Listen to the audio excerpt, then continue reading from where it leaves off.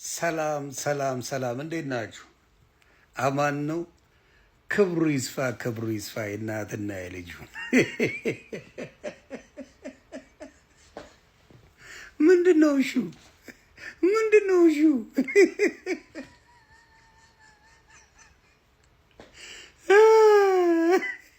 ምን ሲል ሰማሁት? የተለቀቀ ነገር አይቼ የሐሙሱ ፈረስ ሐመስ ላይ የሚወጣ ዘፈን ረግሜዋለሁ፣ ወግቼዋለሁ ምናምን። እኔ የምልህ ሰይጣን ከመቼ ጀምሮ ነው ፈረስ ያለው? እንደው ረስተው ነው እንጂ የኛ አባቶች የጥንት አባቶቻችን ፈረስን ተጠቅመው ጠላት ጣሊያንንም እንግሊዝንም ያባረሩበት እንደሆነ ረስተው ነው። አንተ የሐሙስ ፈረስ ብለህ ለሰይጣን ትሰጣለህ እንዴ?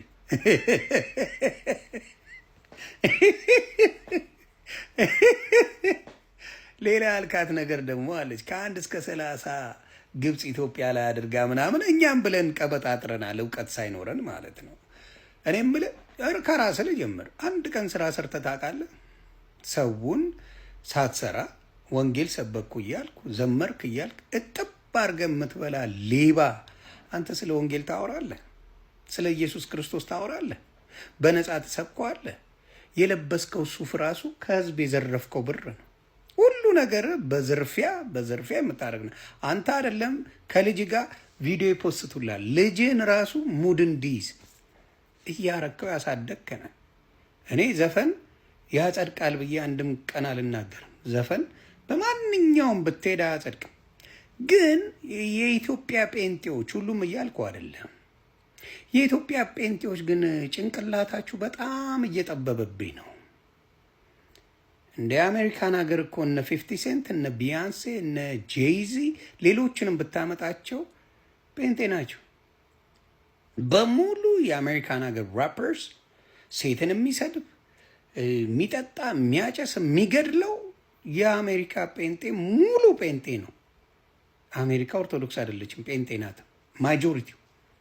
ጠበብ አድርጋችሁ ጭንቅላታችሁን አይታችኋል። አውሮፓ ላይ ልነግርህ እችላለሁ። በጌታ ስም ሉጢዎች ፓስተሮች አሉልህ። በጌታ ስም የጸለይክላቸው አንተ አሉ፣ የሚያስተምሩ ሚኒስትር የሚያደርጉ ጾታ የሚያስቀይሩ ሴት ለሴት ከወንድ ከወንድ የሚዳሩ አሉልህ እኮ የእኔ አባት።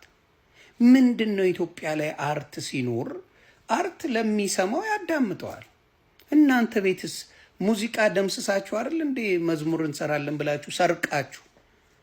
መዝሙር የሚሰራው እግዚአብሔር በራእይ አሳይቶ የዛን ምስጋና ነው የምታረገው። ከዛ ውጪ ዘፈን ነው፣ መዝሙር ሊሆን አይችልም። ምን ነው ስለ እሱ አታወራም? ይህ ቴዲ ሲሆን እንዲህ ሀገረሸብህ።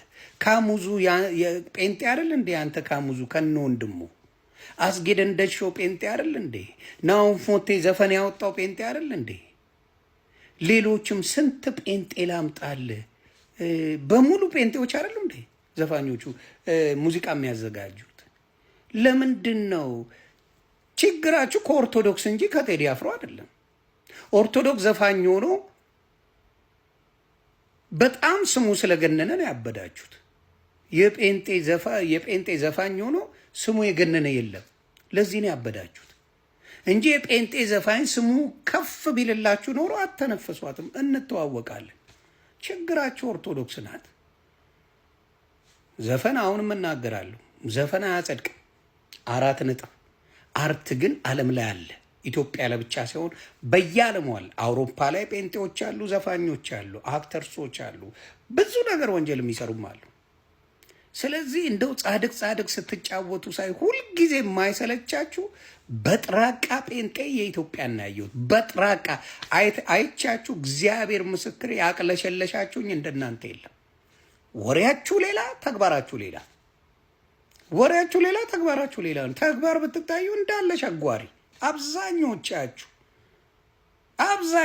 እርምጥምጥ ናችሁ።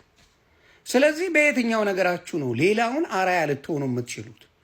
በየትኛው ስራችሁ፣ በየትኛው ምግባራችሁ ነው? አንተ እዩ ጩፋ፣ እስራኤል ዳንሳ፣ ሌሎችንም ጠራላለሁ፣ በሙሉ ሌቦች ናቸው። ሄኖክ የምትለው ነቢይ ጥላሁን የምትለው ዘራፊ ሞላጫ ናችሁ በሙሉ። ትዝታው ሳሙኤል ብትለው ዘራፊዎች ናቸው። አለዩ ስለዚህ እንደዚያ የሆነ ሰው ወጥቶ ሊለፈልፍ አይገባውም። ወጥቶ ምንም ነገር ሊያወራ አይገባውም። ለምን? ከሰው እጅ መጭልፋችሁ የምትኖሩ ናችሁ። የሰውን ምዕመኑን ሞጭልፋችሁ ዝርፍ አድርጋችሁ የምትበሉ ናችሁ እና ሌላውን የመናገር ምንም አይነት ሞራል የላችሁ። ይህ ታምራት የሚባልም አለ ሌባ።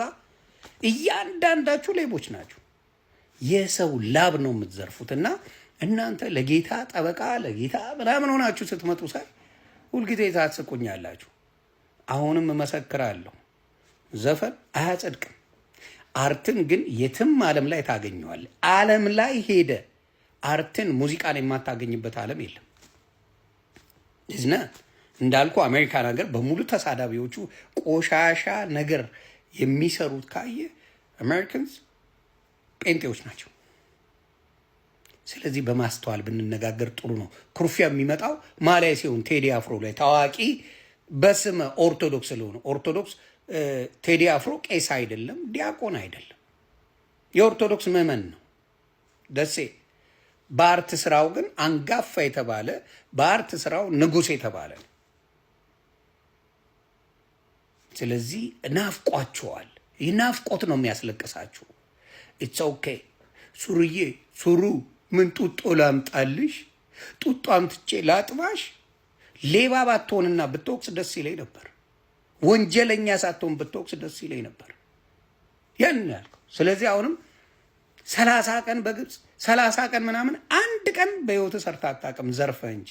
ይህን ነው ልላችሁ የምፈልገው። የቴዲ አፍሮን ሰምቼዋለሁ። የሀገርን ቁስል ነው የተናገረው። ሀገር ላይ ሰው እንደቆሰለ እንደደማ፣ ሀገር ኢትዮጵያ እንደተበታተነች ነው የተናገረው።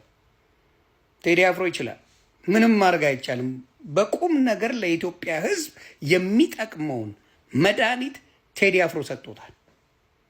መድኃኒት ስል የፖለቲካውን አካሄድ የዘረኝነቱን አካሄድ በደንብ አድርጎ ቴዲ ገልጾታል። ስለዚህ አንተ ተንሰቅስቀ ማልቀስ ትችላለህ፣ ምድረ ሌባ። ቴዲ አፍሮን ልንገርህ፣ ከእናንተ ሙዚቃ ከጭፈራ ከሌብነት ቴዲ አፍሮን ሰማዋለሁ። ሰላማችሁ ይብዛ ቤተሰብ። መልካም ጊዜ ይመቻችሁ።